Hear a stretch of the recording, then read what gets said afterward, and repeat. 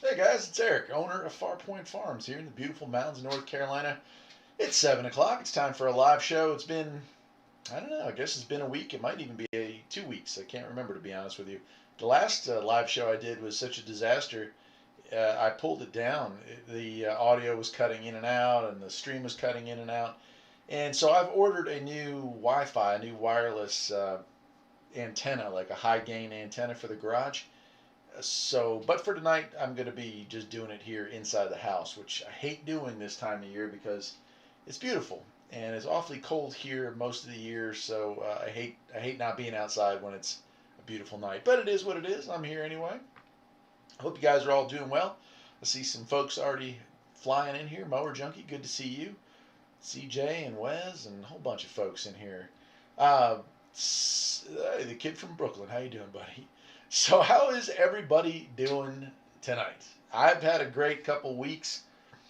Actually, I'm lying. I've had an interesting couple of weeks. Hey, Dallas, how you doing? Good afternoon, farm family.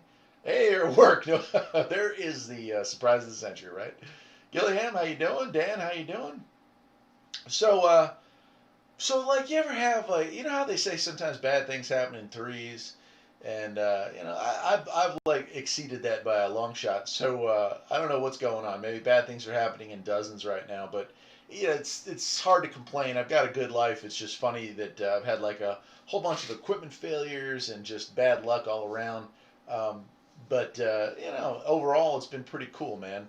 So BLR saying, how's it going? Paul Lafayette, how you doing, brother? CJ's CQing me out here.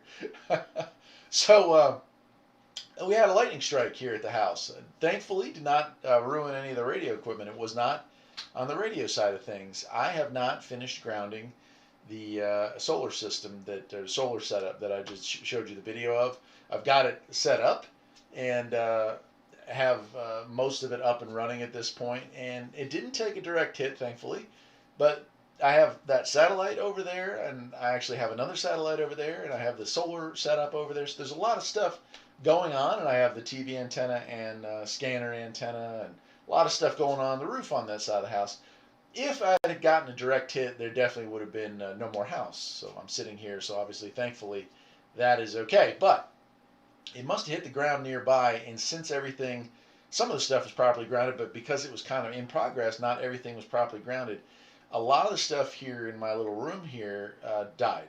Blew out the TV set, blew out the satellite positioner, blew out the, let's see what else died.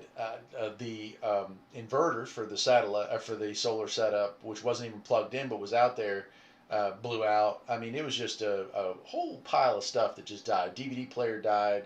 A lot of stuff died that was on one particular circuit. So definitely had a surge. And even though I have a surge protectors in here, not surge protectory enough apparently. So those all kind of died. So I was like, man, what a bummer, you know. And so I've been kind of trying to figure out. I'm actually got a part ordered for the TV set. I'm going to try to fix the TV set. The main board was like $20, and hopefully that'll fix it. So I'll let you know how that plays out. But then I decided I'm going to take my truck, which is doing awesome. Like, I've driven that thing all over the place. In fact, not this weekend, but next weekend I've got the last part of the Rabbit truck series where I take it on a little road trip. And it performed flawlessly. It had a couple of shakedown cruises and everything was, had little issues here or there, but really it's been doing great. And so I took it into town the other day to pick up some lumber, and I'm coming back, and I was sitting at a light, and I was like, man, it sounds like it's like I got a little bit of an exhaust leak, and it just gets a little louder. And of course, I got the windows down because it's a beautiful day. I go to hit the gas when I leave the light, and the exhaust broke straight off, right behind the header. So 20 miles to the house with wide open exhaust. I mean, just as loud as can be. Make a Harley sound like a Prius. It was so loud.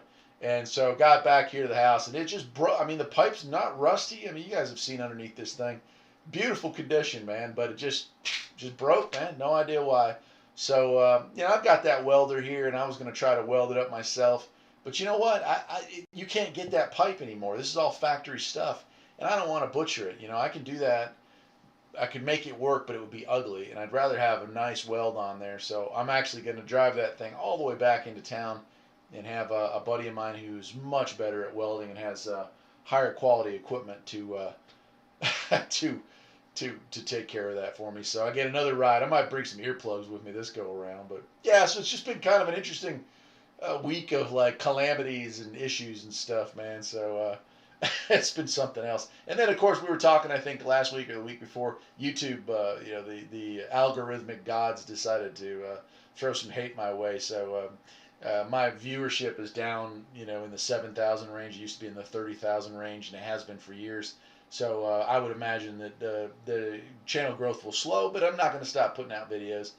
The little bit of revenue that I get off of the channel, though, obviously, is definitely down drastically, which is a bummer because I might need a TV set and I might need a couple of things here in the house. But it is what it is, man.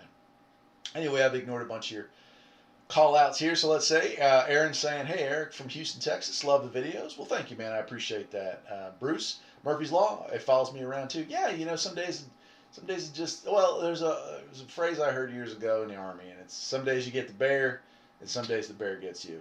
Last couple of weeks, the bear's been getting me, but it is what it is. It's still got my health, and so does my family, so I'm happy for that anyway.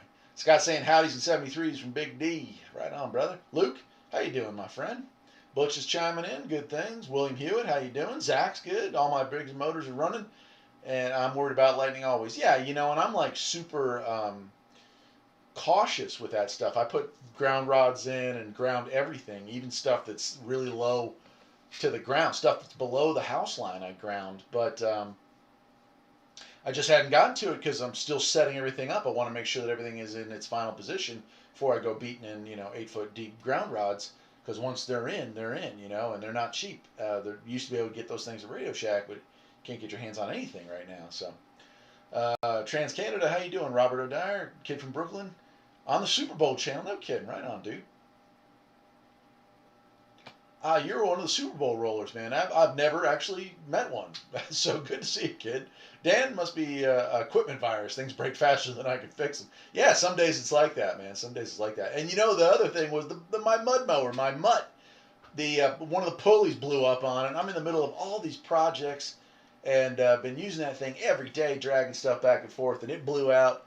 And it's like you don't think you need. People I know made comments on that when I put out that video over the winter. They didn't know how useful something like that would actually be. But it's got a pickup bed on it, and I haul around tools, and it just takes me all over the property, and I can get there quick. You try carrying that stuff around or throwing it in the bucket of a Kubota when it's just a simple, easy to use device, and so it's such a bummer that it too is having issues. But I got a bearing for it. I just had to order it, and thankfully I ordered it and it actually came quickly, which was rare and nice. I'm going to change. Give me 1 second. There we go. Okay. There we go. Okay. Wes is saying, "Hey, Eric, what was your call? I'm a ham, too. 64 Samsky sitting here in my reloading room processing. Right on, dude. Looks like we could possibly get a hurricane in a couple days. Oh, you're down in Florida, man. Yeah, it certainly looks like it'd be pretty, well, I guess not early in the season, but the way this year is, every day is Blur's Day, as my wife puts it. It's hard to keep track of what month or year we're in at this point. Read God's word. Repent, for the kingdom of heaven is at hand. Watch for September. Well, it's just around the corner, so I wonder what more misery he can bring upon us, my friend. Smith, how you doing, buddy? Stephen Smith's climbing in. Nuclear Crawdaddy. Yeah, I made a comment on that. You found a doppelganger, and I built a time machine out of a Yugo. So instead of having to go 88 miles an hour, you have to keep it under 88 miles an hour in order to travel through time. So that's how I did it. You figured me out, Nuclear Crawdaddy. But that dude did look a lot like me. And I have to go through and find a photo of me back in my early 30s, because I swear, other than maybe a little rounder face, that guy definitely had me down. That was pretty cool.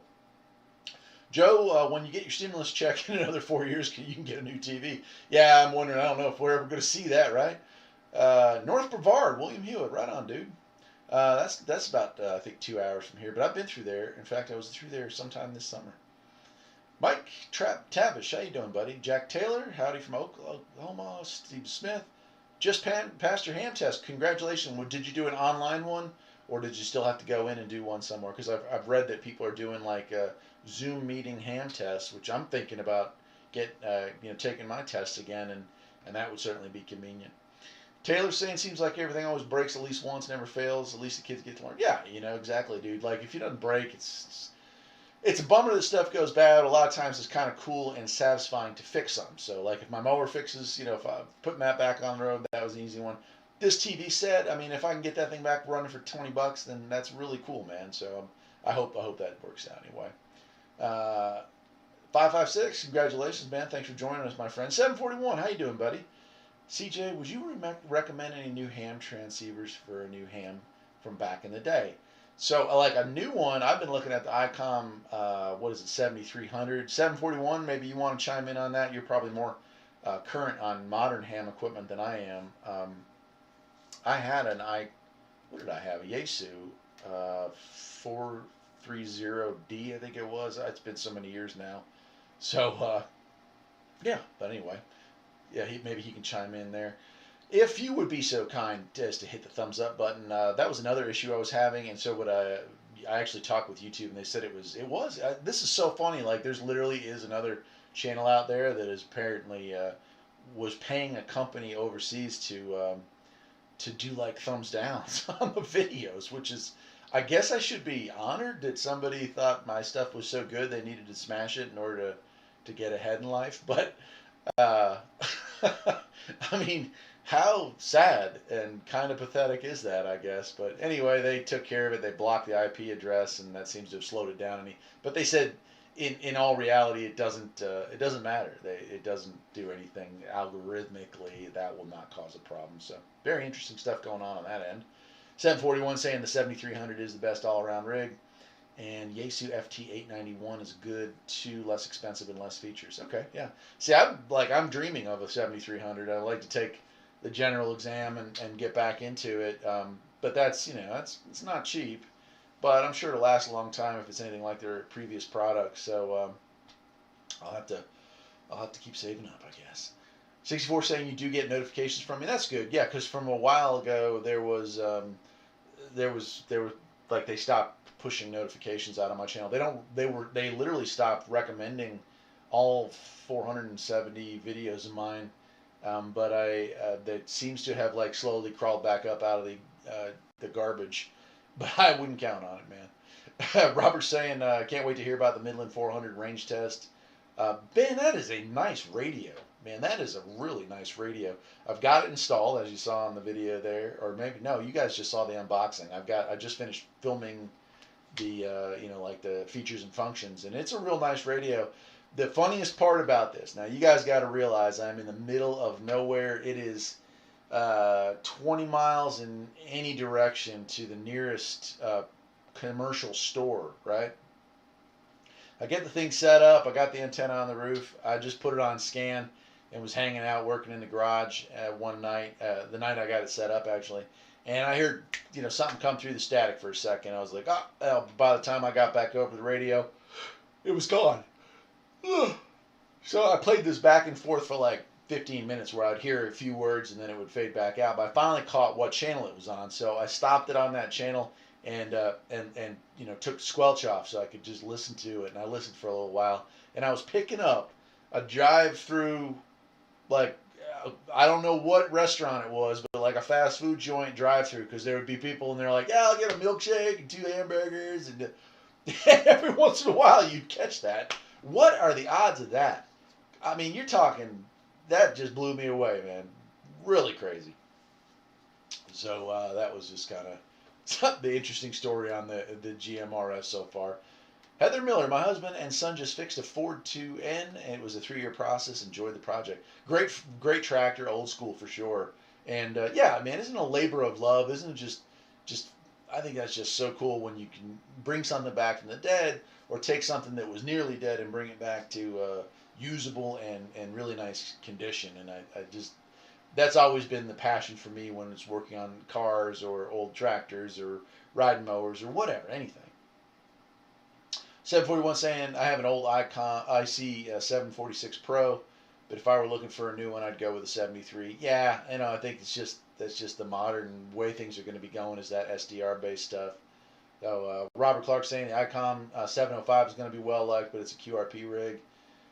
Mongoose, you just picked up a 400. Yeah, I mean, stout little radio. I mean, very heavy, very well built. Looks like to me like you could drop it off in an apartment building or something like that, and it'd probably be okay. So, hey, Jimmy Richardson from Four Oaks. It's good to see you in here tonight. So yeah, that's been going on. I'm trying to think of other positive things. Our garden, we're in the mountains, so we're about probably a month behind everybody else as far as our garden goes. But it has been, slow start and then massive uptick. Like all of a sudden, there's probably, I'm not exaggerating, and I'm going to say 150 to 200 tomatoes that are on the vines right now that are, a week at most away from turning color. We've already had several dozen that have turned colors. And then when it comes to green peppers, I'd say, 50 to 75 green peppers, probably another 150 jalapenos. Actually got corn coming in. We planted a bunch of corn right at the house because, animals are always nailing the corn. So hopefully we'll get some corn. Green beans, which usually always do well. I think every year I've been up here, I've had like a bumper crop of green beans. Hardly any this year. Really crazy. And then, let's see, the fruit trees. I don't know if how many of you were in here a couple months ago, but we had tons of issues where our fruit trees got a big problem where they had a blight. It's called fire blight, and we thought we were going to lose them. Even though I treat the trees in the spring, they all started dropping leaves rapidly, turning colors, and I was short because a couple years ago we lost a few. And I'm happy to say that for a month it was looking real rough on that. But now all of a sudden I've got new growth growing on the trees again. Now we've lost most of the crop. The peach tree still has peaches, and I'll probably have a few dozen apples combined out of all the trees. We should have several hundred apples, but unfortunately a lot of them did drop off because the trees just kind of put their effort into staying alive instead of producing fruit. Got a couple plums, a couple pears still, but yeah, all the trees at least survived, so that's been really good news out here. And on other front, I put another 2-meter J-pole antenna up on the roof, and I've got another satellite dish, which a whole series of videos coming out on that, C-band stuff. So I'm looking forward to sharing that interesting adventure with y'all as soon as I get it all working again after the lightning strike. Solar was about ready to flip the switch, but it will be here in about 3 days when the last part arrives that blew up on me, unfortunately. So yeah, man, ups and downs. But as far as the farm part of my life, ups, lots of ups, man. CJ's asking if there's any action on 2-meter. Around here, I'm just so far off the beaten path. It is very rare to pick up anything on 2-meter, but I'm hopeful. I've tried directional antennas, and this is a rather large J-pole, so I'm hoping maybe an omnidirectional J-pole will occasionally get stuff. I had a directional antenna that I was trying to point at a particular repeater, but I was never able to reach it, so I took that down. I'm swapping it out with a J-pole, and we'll see how that works. 10,000 watt generator, and for $36,900, which seems pricey, and my Kubota dealer was $8,000 less. Dave G, I'm here watching on TV. Oh, hey man, how's it going? All is well in your little part of New Hampshire. Good to hear that, man. Dipsy Doos, have any activity on CBSSB? There was, gosh, I've lost track of days, but about 4 days ago, I was working in the garage all day. I was working on 2 customer cars that had brought their cars up to the house for me to work on. And so I did have the radio on, did make some contacts. Upstate New York seems to be like the place for me right now. It seems like every time I do get really good, strong skip, it's either into Canada or in New York. So, but yeah, I'm blessed when it comes through here. It was so quiet for so many weeks there. The fact that it's come back at all, I'll take what I can get, Michael Root saying his dad planted 2 pear trees in the yard when I was a kid. Don't think he ate 1 pear from the trees. The squirrels always got them first. Yeah, and around here, it's deer. So they have a beautiful, and I can't fault them for this. Nature does what it does, but we have a beautiful amount of deer up here, and they have a real third sense. They know when something turns colors that it's perfect time to get it. And so a lot of times, just as fruit starts to turn on the tree, and you're like, well, I better wait like 1 or 2 more days to pick it and let it ripen up just a little bit. That's usually the night that they come and get eaten. But it is what it is, I'm not going to, shoot the deer or whatever because they're just doing what deer do. Now, we have had one other huge piece of bad luck here, and I was talking with my neighbor about it, and we both agreed pretty much what I'm doing right now. So I really thought I was done with projects for the year because I have put a ton. If you followed my videos, I put a lot of work into the farm this year. We built that $25 shed. I added a lot of gravel to the driveway. We dug out some areas. We added an extra parking spot for customers here at the driveway. And then down to lower barn, I expanded that barn. And of course, we expanded the middle barn over the winter. And I painted that and finished that up and ran wiring to it. And I mean, it's just been a lot of projects. So we thought we were done. Like I thought I was done. My wife will never think I'm done. And we replaced a lot of the boards on the front deck were rotted out. So I mean, it's just been crazy, man.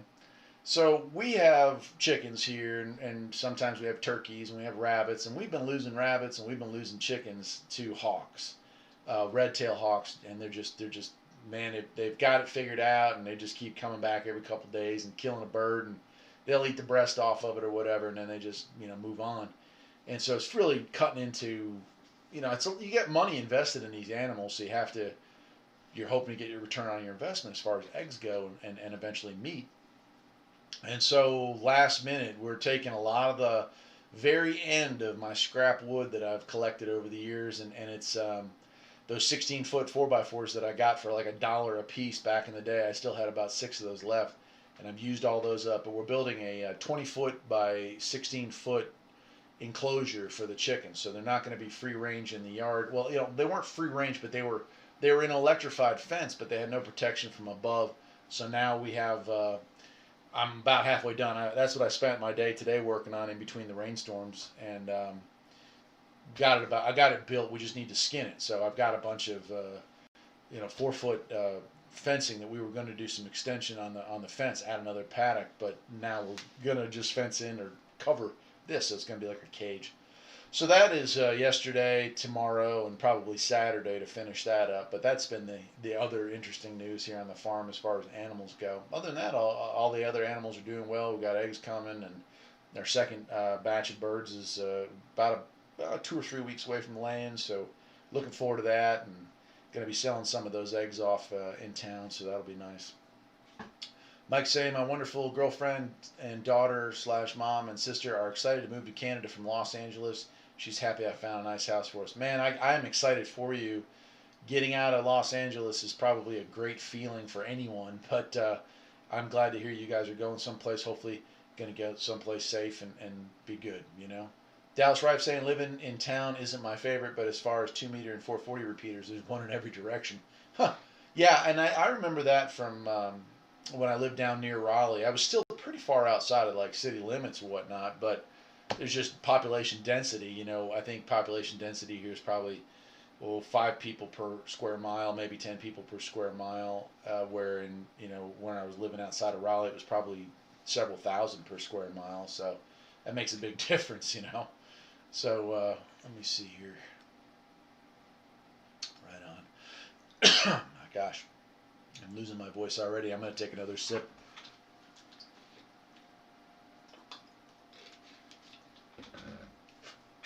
Mongoose saying this is a great channel and rockin' rods, living off the fruit of the land. Yes, man. So, best year I ever had. We were, just over 50% of our food produced right here on the farm for the year. This year, I'm going to say 40, just because we're not doing as many meat animals. But like as far as vegetables and stuff, I have canned so much. I mean, we must have. I think we have probably 300 cans, glass bottles, and of course we lose some. They crack or whatnot, in between uses. But we've actually, all the stuff we used up over the winter, we have already reused. That's how many blackberries and blueberries and stuff. So blackberries grow naturally here. We don't have bushes for those. They just grow. But we had the mulberries and the blueberries that we planted, and we've gotten gallons and gallons of both of those products. So we have canned so many blueberries and blackberries and mulberries, jams and jellies and stuff that now we're actually having to go and try to find more. And luckily there's a farm store nearby that still has canning goods this time of year. So we bought, I think, probably 30 or 40 more cans or bottles that we're going to be using up here shortly. We've also been canning some meats. There's a lot of talk about meat shortages. And so we've even bought meats on sale and then just turned around and canned those. so we don't have to use energy to preserve that, which I think is something, I made a video on it years ago of canning meats, but it's something if you've never done it before, it's a little time consuming, but once you put the energy in that one time, then those things become shelf stable forever. And it also makes for a really easy dinner because you can just pop one of those things, drain the fluid off of it, mash it up, and you can make tacos or chicken salad sandwich or stuff like that really easily with that. So Mac is saying she's a photographer, and so she travels all over the world doing photos. That's a great job, man. That's pretty rare to make any money as a photographer these days. I had a girlfriend back in, this is a lifetime ago now, who went to school for something along that line and wanted to do like weddings, to get her foot in the door. And even that, she said it was hard to find people who were just willing to pay for the work that she did. So I don't know what she does right now. I haven't heard from her in, a decade probably, but I'm glad that that she's able to do that stuff and get paid for it. So Jimmy's saying, don't you let people hunt deer on your lands? Yeah, I don't do that. Was one guy who I worked with years ago when I first moved up here who had never hunted before, and he asked, if I would show him how to hunt, and I was gonna let him come up and hunt on the property, but it just never happened. So I don't like hunting myself. I don't like killing. So it's part of nature. It's part of life. We have to do it if we want to eat, but it's not something that brings me joy. I certainly don't do that kind of stuff for sport. It's all business. And I do have lots of wildlife up here, which is a great thing to watch and enjoy. We have a mom and two babies that have been on the property here all spring, kind of working it. Luke Workman saying, hey, I know this is off subject. Man, there is no subject. Y'all can ask about anything you want to. I'm literally just rambling. So anything goes. This is open format. So Luke, what do you see here? But I think you should do a competition between all your tractors, a tug of war, axle and rear end comparison, et cetera, et cetera. I'll certainly give that a shot. I'll look into doing something like that. The Husqvarna GT that I have is a pretty stout vehicle, but I think the Kubota would crush it, no doubt. It's just the gearing on it is so much different. But I do have that Craftsman 6000 right now, and that would be interesting to give those two a try because they're kind of the same. Their sold as the same. Both are considered garden tractors. And then I've got the Mutt, but the Mutt has been re-geared to go faster, so I don't know. It'd probably just start slipping a belt. CJ wants to know if I've ever tried 6-meter. No, when the radio I had back when I was big into ham did not do 6, so I've never had the chance to play with it. But I understand it's one of the most popular bands out there right now. So, deer dealers, a great hunting. Gotcha, dude. Robert Clark, a fun project might be to hack together a Prius battery and some parts to make an electric tractor. It's actually on my list of things to do. I've watched a video. I think it was a Redneck Computer Geek. He put an electric motor on just a riding mower to see how it would react, and it did work to some extent. So it's something I've considered. Yes, for real. Like put say a 1.5 horsepower electric motor on it, and then it'd have to have enough juice. So it'd have to be a Prius battery or a Tesla cell or something like that in order to do that. But yeah, as part of the move to the solar off-grid type thing, moving more towards electric is just something that I'm interested in general. It's funny, a lot of mechanics, they make fun of electric cars or Priuses or whatnot. I embrace the future, man. You can call me whatever, and you can call me a hippie or whatever you want to, but I'm not afraid of technology. I don't mind realizing that by the time I am retired, this is going to be an electric country. So might as well embrace it and get on top of it. You know what I mean? Doug's asking, what are your thoughts on the U.S. General toolboxes? Man, if you can see in the background there, I guess the label's hidden. The toolbox you're looking at in the background picture tonight is a U.S. General toolbox. So I've actually made a whole series of videos on mechanic stuff that I just haven't uploaded yet, or uploaded a lot of yet. But one of the big things is toolboxes, and how many people go into massive debt for a toolbox, and what a rip that is, and what a waste of money that is. And it's not my opinion; it's just fact. When I got started with a Craftsman box. I used that for 6 or 7 years, and got a side box or a roller box to go with it. When I bought my first real box, my big boy box, I got a Montezuma brand, which I think is Elite Tools now or something like that, but a Chinese made box, and it was $3,000, and it was a 30-inch deep, 72-inch wide. I mean, it was a massive box, and it was every bit as well built as a top of the line 72-incher from Snap-on or Mako or Mac. And everybody that was in those boxes in my shop for 14, 15 grand, and we're going to be paying those bills for the rest of their life, they suddenly saw the light on how much they've been ripped off.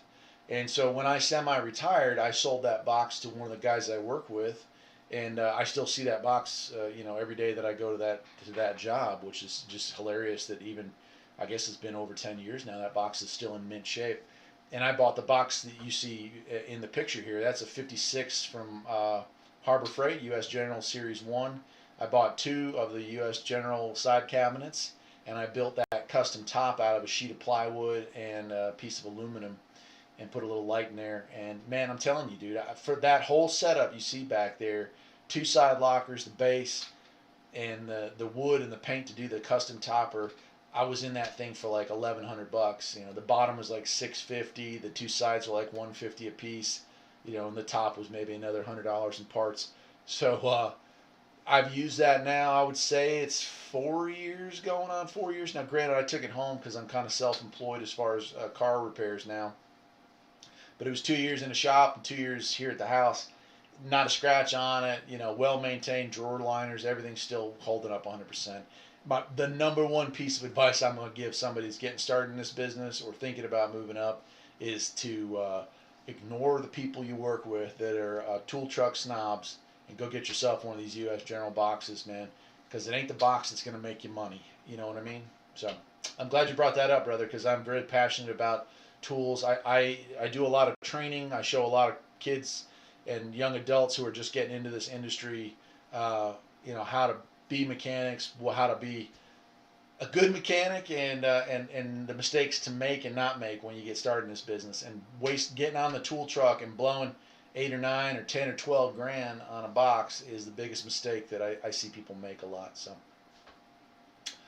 there we go. Michael's asking. Oh, I'm sorry, guys. I'm gonna put my glasses on. I'm sorry to do this. I'm gonna look a lot older here, but there we go. Look at that. I can read without squinting. Roger wants to know, how come we never see the missus? Is she camera shy? Oh, got some thunder here. Let's hope the power doesn't go out. If it does, I apologize in advance.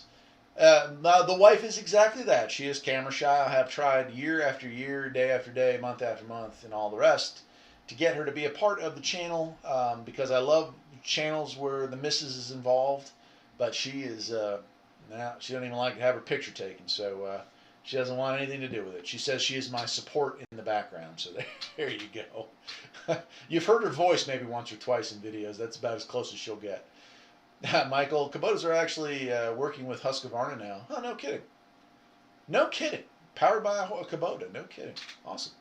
556, I've been working on electric forklifts for 20 years. Yeah, and so a lot of folks will take those forklift motors and battery packs and stuff and convert old cars into electric. Now, obviously, technology is changing a lot right now, so we don't see that as often as we used to. I mean, there's just newer tech, but it's still an inexpensive way for somebody to swap an old car over to electric. It's just you're limited on range if you go with lead acid batteries. So, but very cool, man. Daniel Fomega. I'm sorry if I Daniela Fomega. Sorry if I don't pronounce that properly, my friend. Hello. How and where would someone start in acquiring a farm like you?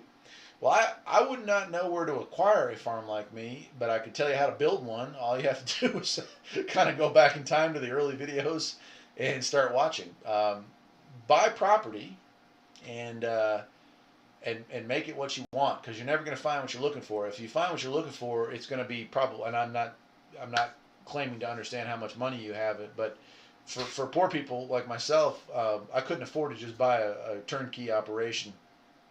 So I bought a piece of property that had the features that I was looking for. It had springs, and it had streams, and it had some fairly flat spot. We call it mountain flat. Nothing is really flat out here, but fairly flat. Flat, in other words, you could plant on it, or you could build fencing on it, and not have to use a rappelling line to do so, and then make it what you want, man. Little by little. You're not gonna wake up in the morning and just be like, today I shall build a farm, and then when you finish the end of the day, you're like, and I built a farm today. You just every bit, like I said, not too many minutes ago, I've spent since the weather broke in mid-March, I think it was. I have been outside every day, whether it's raining or not, working and getting stuff built, expanding the farm. I'm expanding it again and expanding it again and expanding it again, and that's how a farm grows, man. If you were to go all in and take a massive loan and hire a bunch of people to build all this stuff for you, my guess is you would never recoup the money, and you would never learn what makes a successful farm in the process, because I've certainly screwed up. We used to use chicken hoop coops that I used to make, and now I don't use those anymore because they didn't work. Coyotes would shred those things in the middle of the night, or a bear. We had 8 chickens killed in 2 nights. A bear just ripped the thing apart, literally ripped the wire mesh apart, destroyed, killed all the chickens, and we patched it back up, and we were trying to figure out what we're going to do, and the next night he killed the rest of them. So that was one coop. So there's just things like that you can't anticipate. And here we are 6 years in. I've never had a huge problem with hawks. I've certainly had hawks kill an animal here or there, but we've got several of them here on the property, I'm guessing, that are just destroying the birds. And in fact, there's probably a 20% chance I'll go down there tonight and there'll be a dead chicken. So unfortunate, but let's see. 741 says, my wife finally agreed to be in one of the upcoming videos, but won't show her face. Hands and voice only. Yeah, 740. That's the compromise of marriage.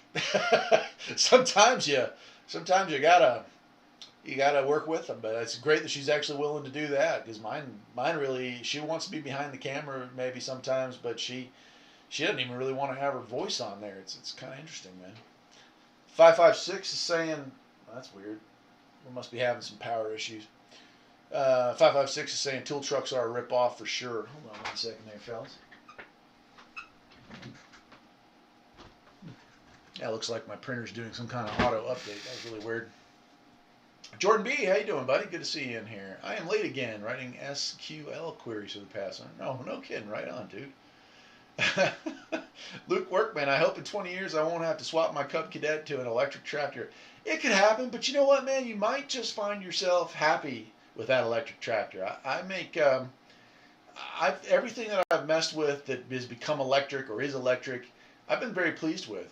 100% torque at all RPMs, quiet, and just good, man. I'm definitely down with electric. I'm not. Some of it mystifies me, and certainly I think the biggest negative for me with working with anything electric is the fact that they'll kill you, like big time. Oh, man, looks like the camera's out of focus.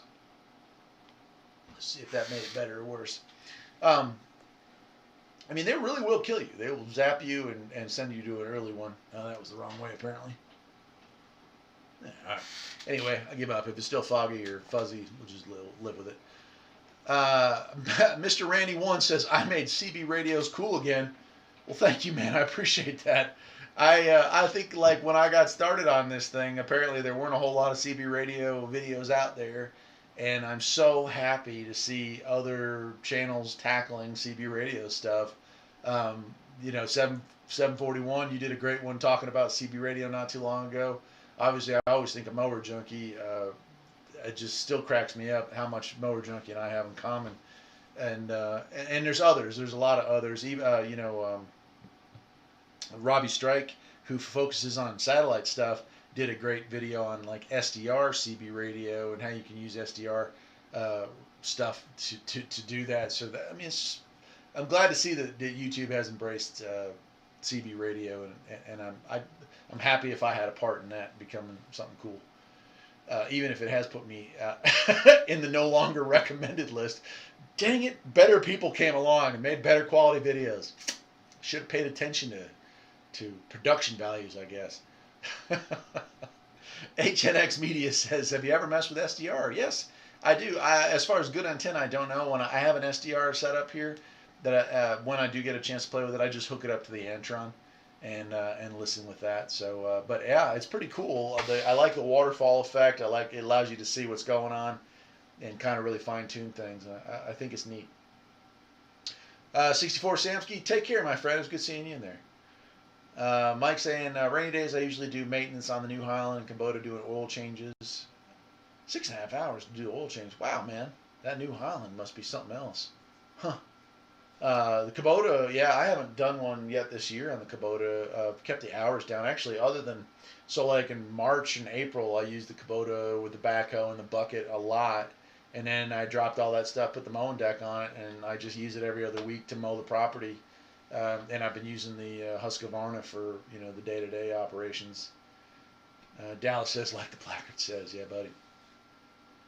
Robert Clark, one of my favorite features about hybrid autos is the old Bendix driving. The flywheel is gone. Yeah, it is kind of cool. 741 says Mower Junkie's awesome. He is, man. You can tell. I say people are asking me, how do I get into YouTube, or is it worth getting into YouTube or whatnot? And I don't know.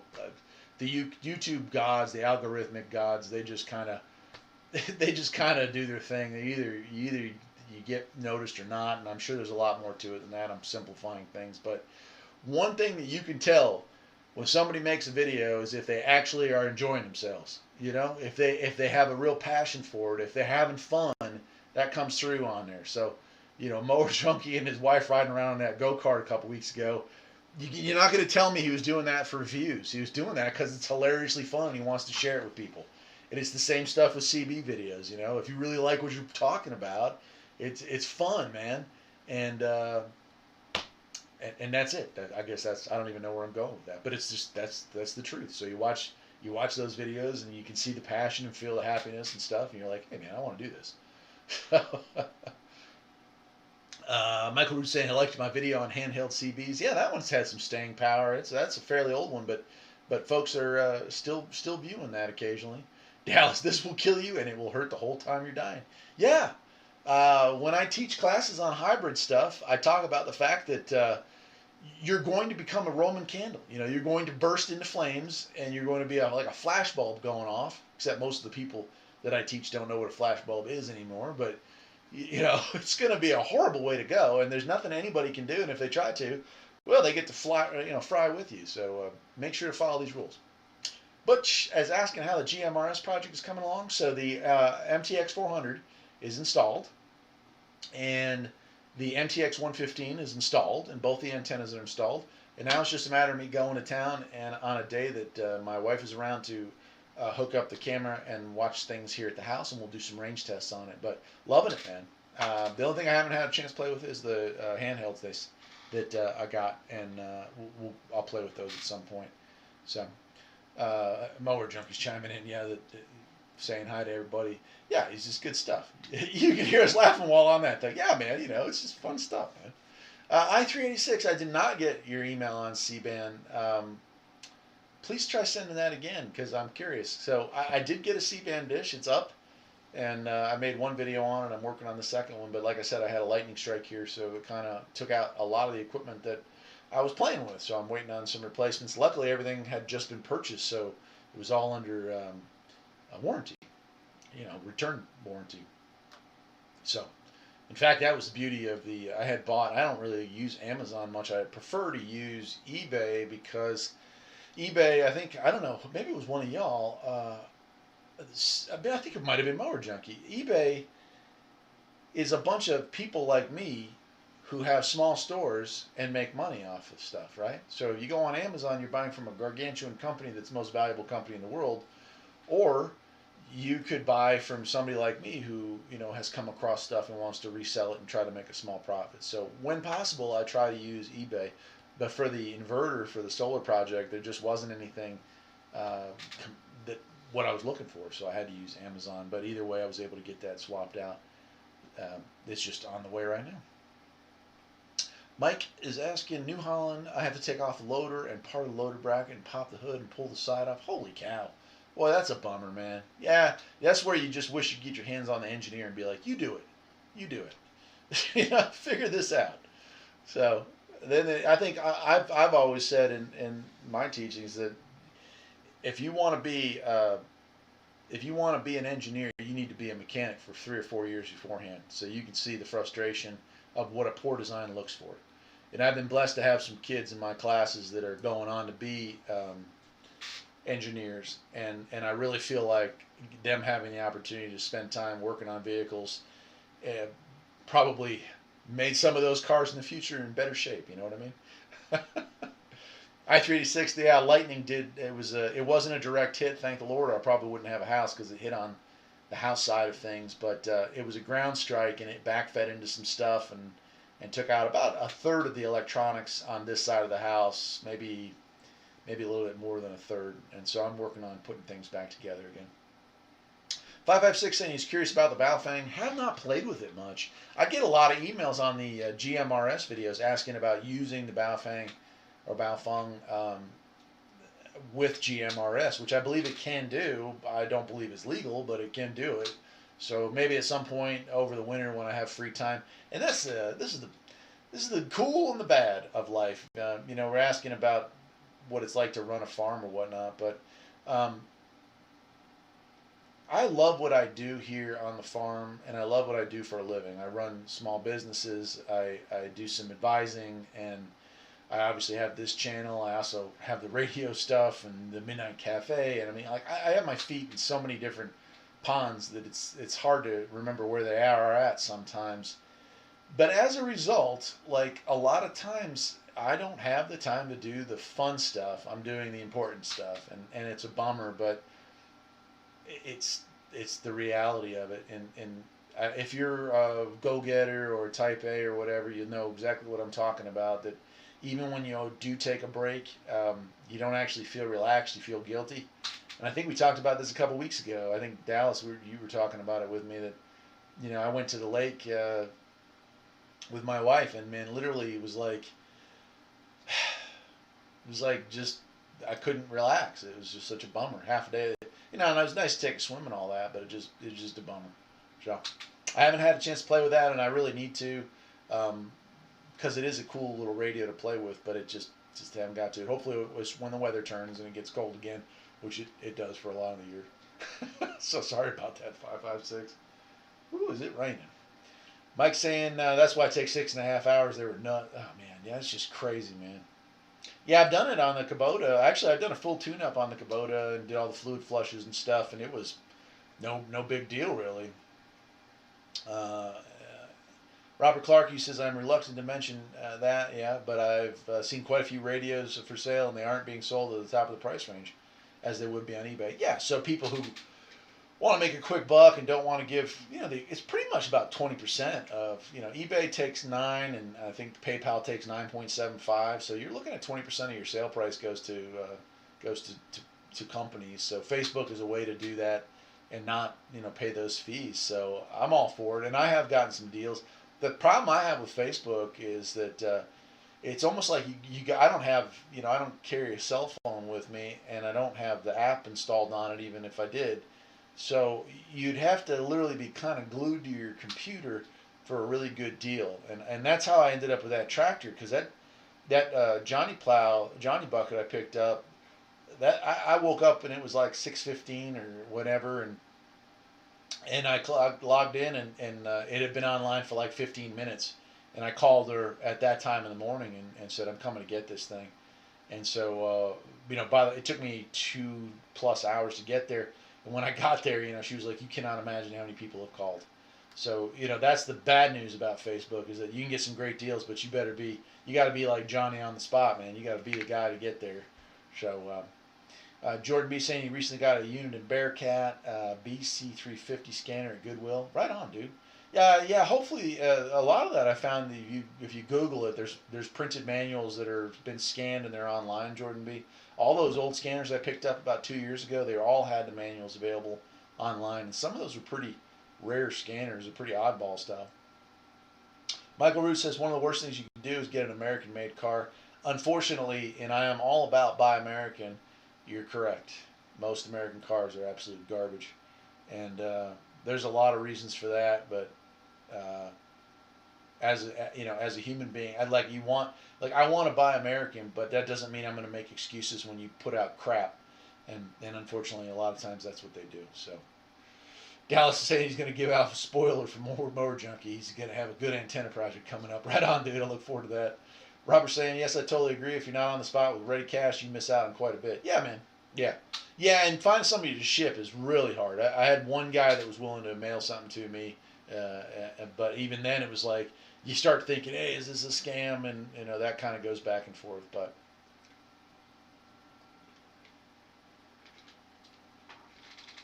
CJ, did you say you reviewed a 2-meter base station and you haven't posted a video of it yet? No, I do have two 2-meter radios that I have videos of that I haven't posted yet. The one's a very vintage one, and one's just kind of a regular Radio Shack model. 741, my wife got a fantastic deal on a pop-up camper, but like you said, you had to jump on it. Yeah, dude. So I've been looking for a camper. I want to put a slide in or build a slide in, but like everyone is either way overpriced, too heavy. I'd like to get like a pop-up slide in, because I have that T100. It's a pretty small truck and really doesn't have a lot of load capacity. It's pretty much like a quarter ton, or half ton, I guess. But and so like when one does come up, it's either out of my price range or it's gone in like half an hour. It's like, so, because a good deal is go quick. HNX Media got my Radio Shack power supply at the thrift store for $10. That's a good price too for a power supply. So that's really cool for a CB. Mower Junkie saying it's already in the works. Right on, dude. Mike saying he'd rather buy new or used equipment from a good Kubota or Honda dealership. Yeah, and that happens too. You're going to pay a premium, but those things have been looked through, so at least you know that you're not getting some garbage here or whatnot. So just so y'all know, I'm going to run the show until about 8:30, and then I got to go lock up the critters, and hopefully it won't be pouring and lightning when I do so. But I just want to make sure that because it's a mess down there right now. Not the fences are all up, but I think the electric fence is unplugged, and I don't want to see anybody else getting eaten. I've already lost enough animals this year. So, Mike Root saying he'd love to see a video comparing handheld CB versus GMRS handheld to see what's better. I can tell you the end of that story right now. GMRS is going to be better for handheld work. I would almost guarantee. Handheld to handheld CB, I think about 2 miles is the best I've ever done, and that was with the squelch all the way to static and listening real hard to pull out the voices. But handheld to a mobile unit like a car radio, or handheld to a base, and the ranges go way up. So I think that'd be a better comparison. But yeah, I could definitely do something like that. It's all on the list. But here's the goofy thing, and I think I said this in March, when the world went on kind of its initial lockdown. I said, hey, I might not be available as much, but I might be posting more videos. And I think you all have seen over the course of this summer, I've posted 3 a week. Sometimes I posted 4. Sometimes I posted 5 in a week. And what's crazy is right now in the queue of videos that I've had a chance to edit, there's probably 38 or 39 videos ready to go. And there's probably enough raw footage to make another 5 or 6. So I've got a ton of videos made, but I'm not going to throw them all out there, because there's times in the wintertime when I am not really producing anything. I'm not doing anything. It's too cold to work in the garage. It's too cold to play on the radio out in the garage. And, and so I'm just focusing on other projects that aren't really YouTube worthy. So, I keep those videos to spread out throughout the year. So some of the stuff that I've filmed, you won't see for a couple months. But that GMRS stuff, I'll probably wrap that up just after Christmas. But there's couple good videos in there. Got a bunch of CB radio stuff that I suddenly came across that I've been filming, working with. A couple of base stations, a couple of elderly mobile setups that I think are kind of fun to play with. So.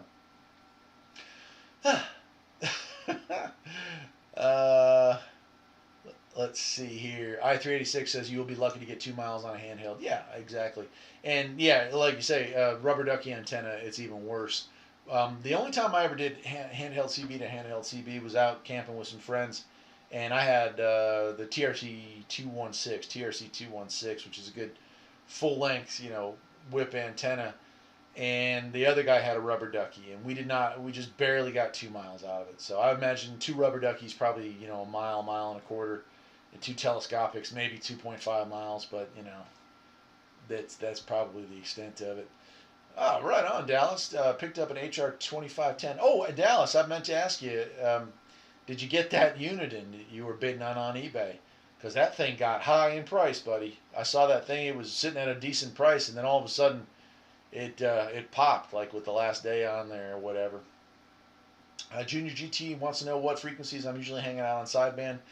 36, 38, 39, 40, like pretty much all the sideband channels. Very rarely 35 anymore. But 35 sideband was the channel in Raleigh for the better part of 15 years. It was where everybody monitored 35 SSB, which is kind of weird, but I'm sorry, 35. It wasn't SSB. It was just 35. But and then of course 38 sideband. But 35 was AM. But up here on AM, 14 and 15 and 18 and sometimes 20 and 22. Really depends. There's a lot of cool groups, but it depends on weather conditions. I'll get 2 nice groups out in Tennessee, and I get 2 or 1 nice group here in North Carolina. So depending on what they want to talk. Sometimes they'll talk sideband on 16, which is kind of weird, but whatever. So I just play with it, find them wherever they're at and have a chat. Mike, take care, buddy. Travis, thank you for coming in, man. You gonna lose power too? Yeah, man. So yeah, there's definitely some heavy storms here where you're at. HR 2510 is a good one. Yeah, man. Yeah, that is a good one. Troy 074, I want to thank you for getting back into CBs. Love your channel. Well, thank you, man. I appreciate that. CB is a passion of mine that dates back to 84, I think it was, that I first got a radio or first got into radio. And I've just, it's certainly, since 1984, it has certainly had some ups and downs. 84, you couldn't get on the radio. It was so crowded. And, and then it went into the trash years where it was just a bunch of guys just trash talking to each other nonstop. And then it just died for a little while. And then it came back, and it was very popular in the area that I lived in all the way through the early 2000s, and then about 2002, 2003, it died looked like somebody just unplugged it. It went from just people talking every day, and cell phones, I think, became more popular, and it just died again. And then I moved up here and got rid of my ham gear and decided that's it. I'm going to play with this some more, and we didn't have cell service up here, so I needed a way to contact my wife when I was out working, and decided to install it on all the cars, and and then started putting that stuff on YouTube, man. So I'm so glad that it's made such a comeback, and I really love it, man. But I'm glad that you're getting into it, man. I'm glad you're enjoying it. I386 says Radio Shack has a telescopic scanner antenna with a center loaded coil. I know it transmits on ham 2 meters and 70 centimeter. Huh. I'm not sure about CB. It does receive. Interesting. I'll have to look up that category number when we get off the show. Spanky saying, yeah, a lot of people on 27. Yeah, that's the area. Yeah. Wow, somebody's already up in the morning over there in the UK. Good morning, my friend. Glad to see you in here, buddy. Bob saying, do you think car clubs started bringing back CB? I think that your Jeep, those kind of clubs, the off-road clubs, certainly helped. I think you don't even notice if you look at like Uniden and Midland and Cobra all having those one-handers, the all-in-ones. I think that has a lot to do with the Jeep community, guys that don't want to spend a ton of effort putting in a setup, but want to have a decent CB and get, maybe that 5-mile range. 5 miles seems to be the goal, I think, of most of those off-road clubs. So those radios do a great job. You get that and a fire stick and some cheap cabling, and you're usually in business. I've helped a couple people out actually where they've come in, and I've actually been at my other job, but a few people who noticed who I was and talked to me about CBs there, and a lot of times they have them improperly grounded, or they have the antenna grounded accidentally, and you fix that and they're just so happy. So yeah, I think a lot of that, I wish there was just some guys out there that did those installs for people, or maybe I wish they would come and watch some more of the videos that are available on YouTube to learn how to set one up properly. So H&X Media saying CB dates back to riding around my dad's Mustang as a kid in the 70s. Took that radio and put it in my first car. Wish I still had that old Midland. Yeah, my first radio for the car was a Pace 144, a little 23 channel, crystal controlled, and I had a gutter mount antenna. You know, when cars had those metal gutters, rain gutters, it clamped to the gutter. And man, I was so hooked, and I saved up money and got a 102 whip for that car, and I ran that thing for years, years and years. And I replaced it with a Radio Shack TRC 444, which was a beautiful little radio. Unfortunately, both those radios ended up dying, so I got rid of them. But I would be happy to purchase another one someday and put it on the shelf. Dallas Rife has like a picture he sent me. He has a kind of a shelf with just radios, and I've got so many radios I probably need to do the same thing. But if I were going to have kind of like a shelf to show off cool radios, I would definitely want both of those in that collection. So CJ says, why did you stop doing ham? I had to, to move up here, to change my entire life, to quit a job making huge money and really work up here that first year with no money.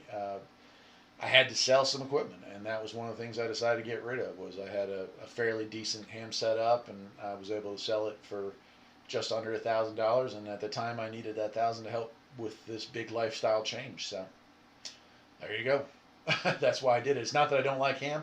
Certainly do enjoy it, and I certainly do want to get back into it. But I want to do it right, and so I've been kind of putting antennas and little stuff and getting that kind of stuff ready, all while putting a few bucks away from every month, and just trying to save up for that big rig. Dallas saying he cut off at 300. Wow. Yeah, the ACFD 450D all mode. Wow, man. Right on, dude. What did it end up going for, man? I'm just curious. I think when I checked it, it was at like 260 something. And I thought, holy cow, that's just crazy.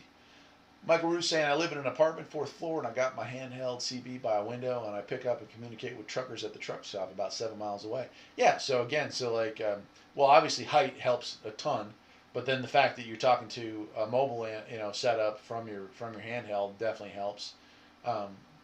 That's awesome, Michael. That's awesome that you're able to do that. I had my TRC 216, and that's what I did. I was able to talk skip on a handheld under ideal conditions when I was a little kid. But ideal is the key word. Used to stand on a ladder. It's crazy. As if that extra 8 feet or whatever it was made a difference. But who knows? Maybe it did. Jack Barker, SWR is 1.6 on channel 1 and 40. My coax is good shape, no bends. Do you know what may be causing it to be high like that? What kind of antenna you got there, man? Because it might need to be, I don't know, that's not good. You could try, does it go up consistently if you raise or lower the antenna, or does it change higher on one end and get lower on the other? I mean, that's kind of interesting. Dallas is saying he's got 3 very like new Grant XLs. Right on, dude. So my Grant LT, that was you guys remember in my early videos, that was my base station. But that Grant LT was installed in my. I had a Buick LeSabre that I drove around for a couple years, and that was in there with the Radio Shack antenna, and I loved that. Was my first sideband mobile radio, and really enjoyed that. Bro Weaver wants to know what my thoughts are on the new Bronco. They did it right. Yes, I think it's a beautiful looking vehicle. It really is. Here's something that speaking of vehicles. And maybe y'all have or have not heard of this, but there are some rumors, some rumblings that Ford is about to release a compact truck. They came out with a Ranger, which is literally like 1 inch smaller than the F-150 and costs about 4 cents less than the F-150. So that was kind of a loser right out of the gate. But there's some talks about a unibody compact pickup truck coming from Ford, and I am dancing up and down for joy because it is getting really hard to find a decent used compact truck. The Rangers, they stopped in 2012, the original Ranger, the good Ranger, and the Nissan Frontier, the new. I'm talking before they went midsize. The Tacomas before they went midsize. They're getting hard to find. They're real Toyota trucks and Mazda trucks, and I like compact trucks, and the world needs compact trucks.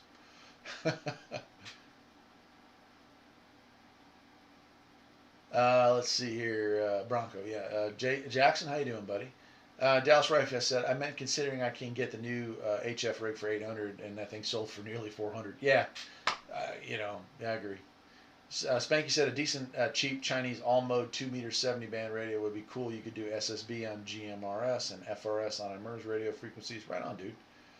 Jeff Egger, I have a 102 whip and it is attached to my brush bar at the front driver's side. And you're sure that the little plastic washer jack is not offset to where you're grounding that antenna out accidentally. If that's the case, then the next thing you want to do is take a couple of real thin washers and add a washer and see if you raising that up a fraction of an inch changes that. Okay? But it may be that if you raise and lower, that's the best you're going to get because of the location of the antenna on the car. And in that sense, you have to move it to a different location in order to get a better SWR. And sometimes that's the downside of a 102 whip, is it's the best and also the most finicky because it doesn't like certain locations. The metal of the vehicle, it reflects off of and causes issues. So. Robert Clark wants to know, does SWR, yeah, he's asking pretty much the same stuff. Jimmy Richards said Tram XL 5 sideband back in 1975. That's an oldie right there. Jack saying grounded and I'm using external. Yeah, Jordan B's talking to Ford Courier. Yeah, I'm sorry guys, I'm losing it. The Ford Courier is that, and I've seen some pictures. Some people are saying it's based on the Transit Connect, which is like their work minivan. I'm hoping it's based purely off of like of a car, a passenger car, like the equivalent of the Rabbit truck or the equivalent of the Dodge Rampage. I'm hoping for something along those sides, maybe a little larger than both those, but something in that size. So. Michael Root said, I wish Jeep was made by Toyota, then I'd buy one. Yeah, if only Jeeps had the reliability of a Toyota, I'd own one too.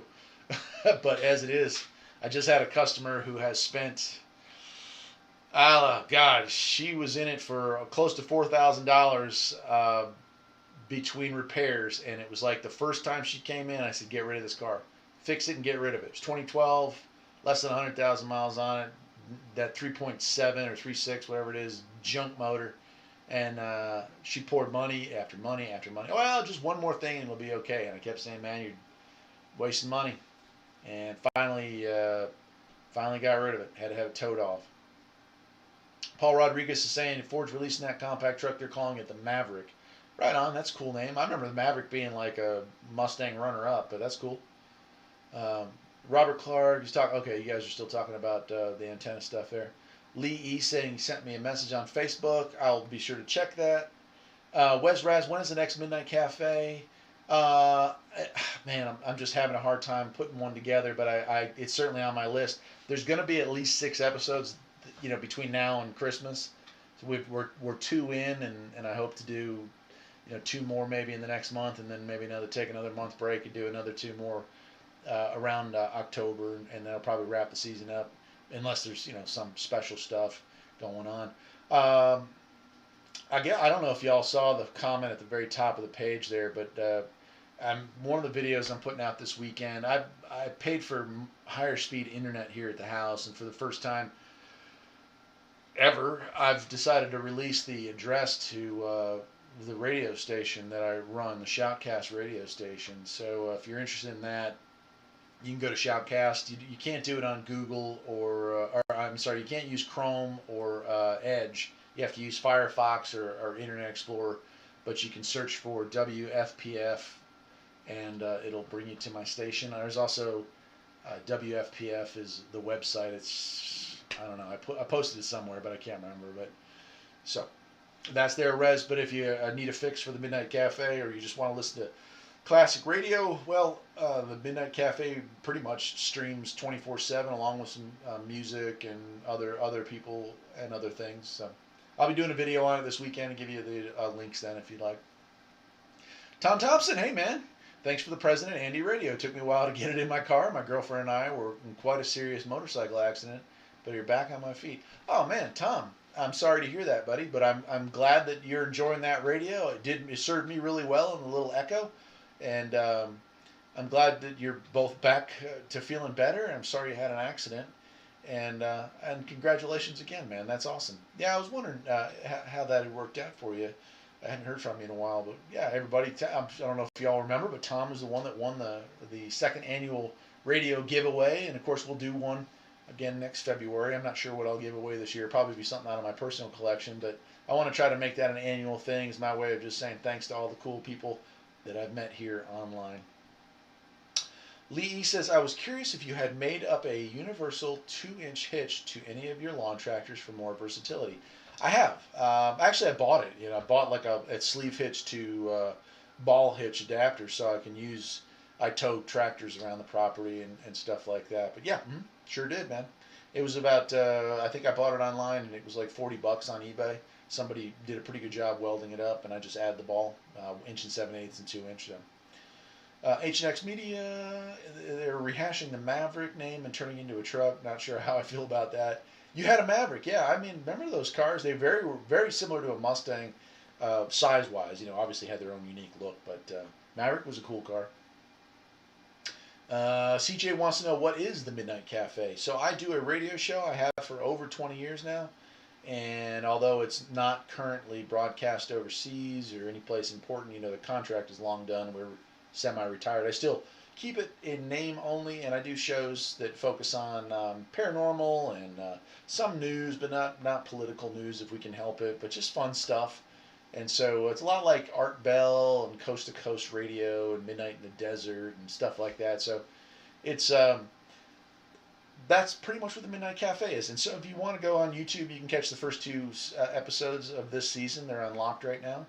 And like I said, if you find FPF radio, WFPF radio, you'll find a lot of the older season 1 and season 2 of the new version of Midnight Cafe. So I'm not legally allowed to broadcast any of the 20, or I guess it'd be 18 years of the Midnight Cafe that was, broadcast, because it has real music, and it's owned by another company.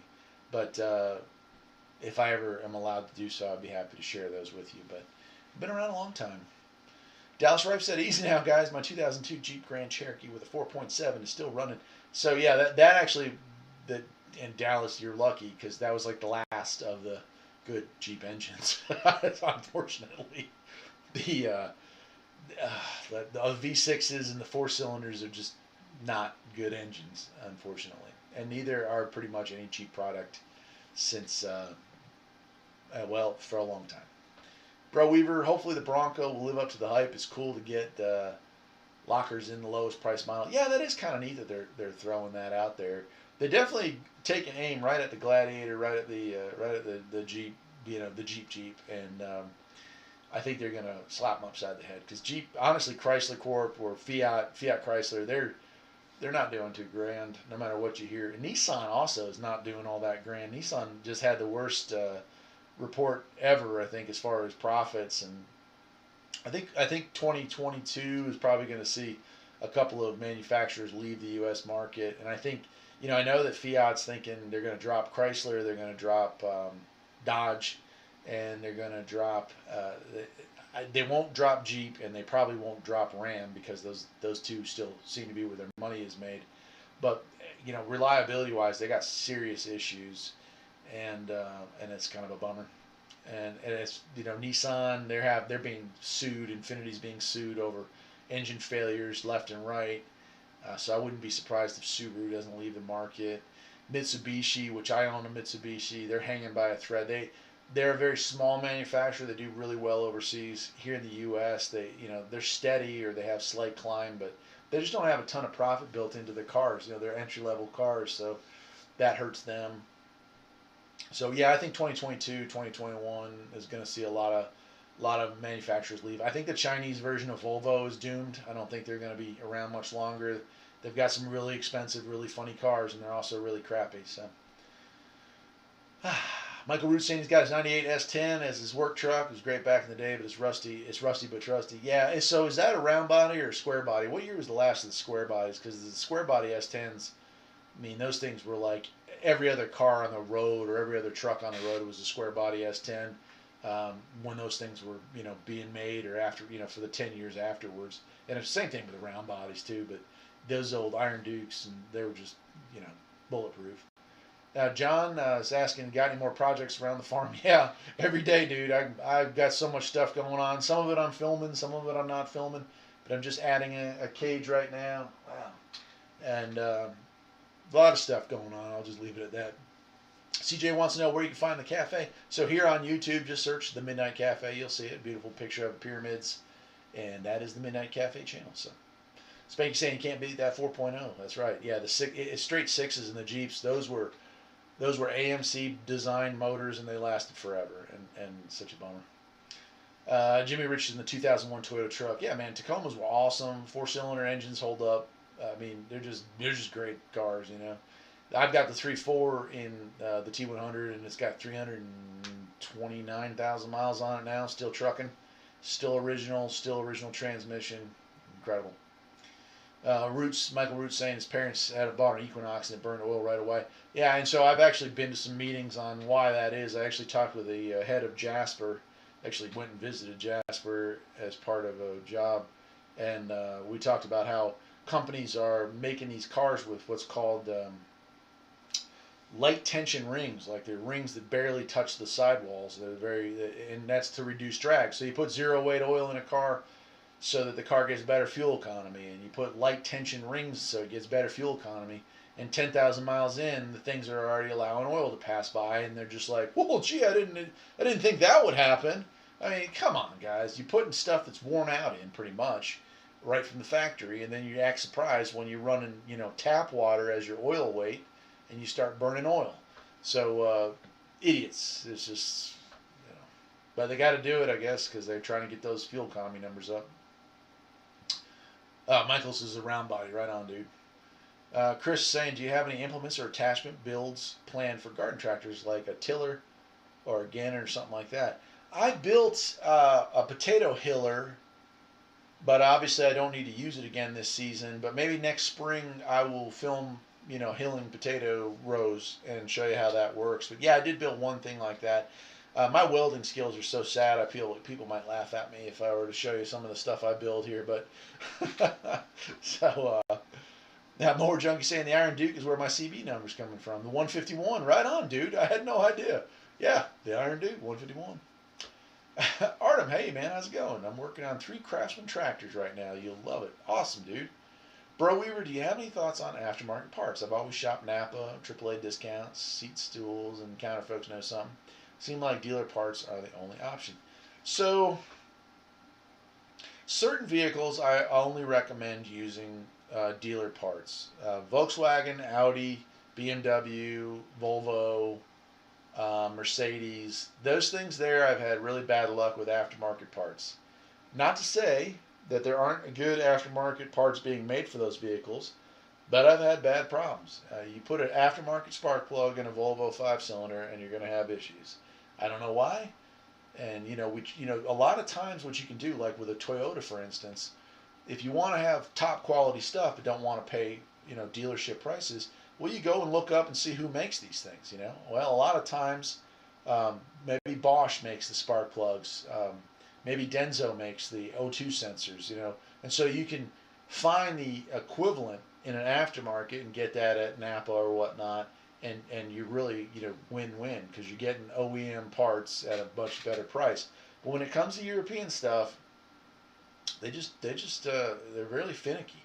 Like, we found out that Volvo spark plugs were made by Denso, so I ordered the equivalent, and it came, and it wasn't the same. It's a different design. The OEM has three plugs going into the spark plug, and the Denso replacement doesn't. So that's just European crazy. That's just the way they do that stuff. So, hey, Bobby Scout, good to see you in there, man.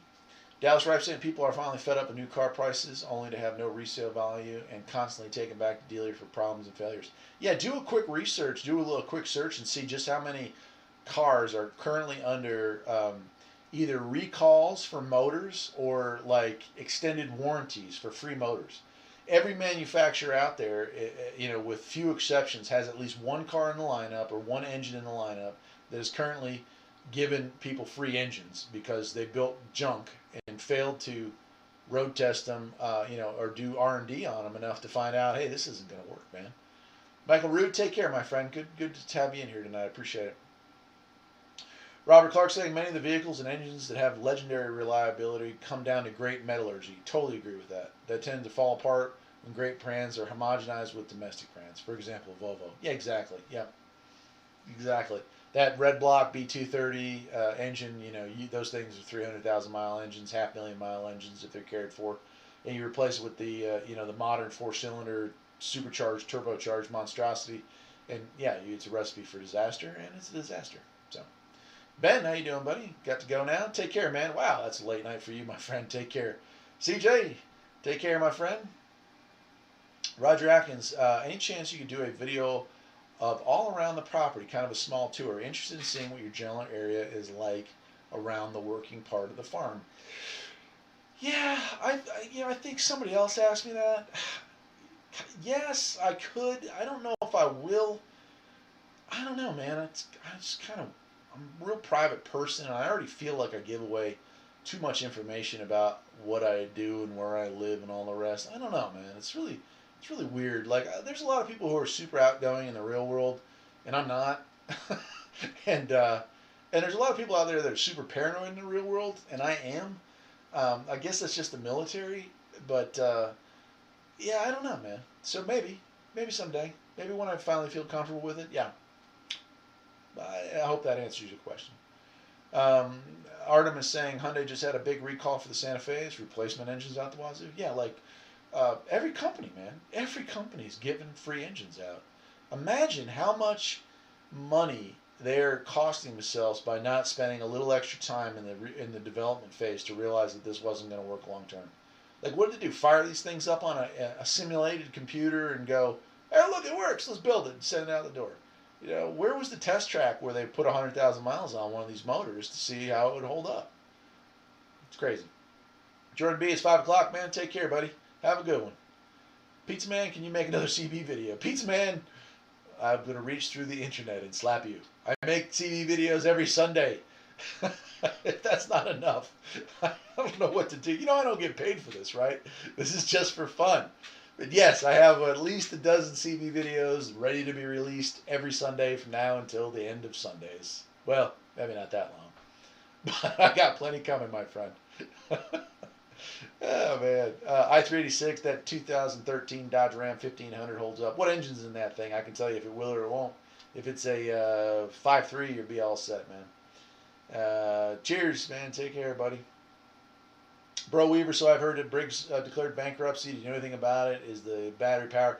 So, yeah, bro, I actually made a video on it because I was shocked to hear that. I woke up one morning, saw an article on that, and was just devastated because Briggs, a lot of mechanics cut their teeth when they're kids on Briggs engines. So that was big bad news. Supposedly, from what I read after the fact, I've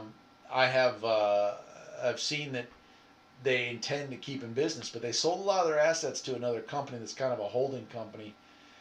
There's a lot of talk about what caused them to go bad in the comment section, but I don't know. Mismanagement obviously is the number one cause. You got somebody in there who didn't react quick enough, and I'm not going to blame them because I don't know the details, but I hope they're able to turn it around. I hope they're able to modernize and continue to create great stuff because Briggs & Stratton is America, and I hate to see it go. Spanky, yeah, that's kind of how I feel about stuff. Robert Clark, seeing porous heads in South Miami Autos channel, I just have to shake my head at how bad manufacturing. Yeah. It's all about cutting that corner, and then they act all surprised when it doesn't work out for them. It makes you wonder how many times they cut a corner massively like that, and they just get away with it, and they're like, phew, boy, that worked. I guess we saved a buck.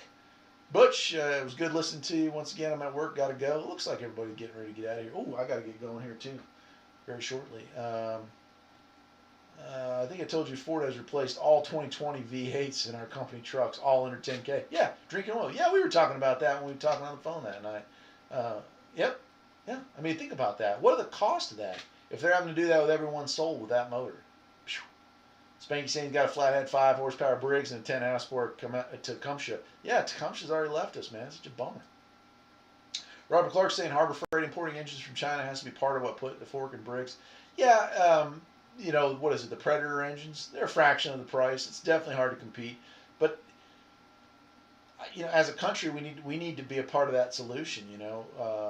We've talked about it other nights about how it's cheaper to purchase something and have it shipped all the way from China than it is to buy it here, even if it's the same exact part. Like if somebody ships it to China on a truck and then you buy it from somebody here in America, it costs $10 to ship it to you. If you buy it straight from China, it costs 44 cents to ship it to you.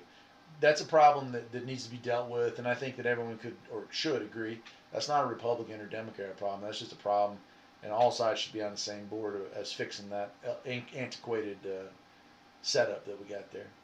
Guys and gals, I'm going to wrap it up, man. It's been a great night. An hour and a half blew by relatively quickly. I hope all of you have had a great time here on the channel. If you haven't hit the thumbs up button, perhaps you would do so before heading out for the evening. And if you ever feel like supporting the channel, I do have Patreon, and I do have other ways to donate if you're interested in that. Obviously, my channel has taken a significant beating here from the YouTube gods.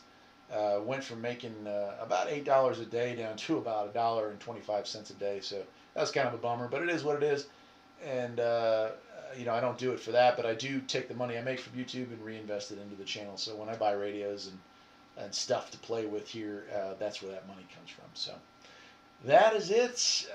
Bro Weaver saying, are independent mechanics allowed to do warranty work? No. Yep, won't do it. Yeah, they won't allow it. You got to go back to the dealership to get warranty work. And unfortunately, there's unscrupulous mechanics that will know that something is covered under warranty and choose to repair it anyway because they want the money for themselves. And those guys are scum.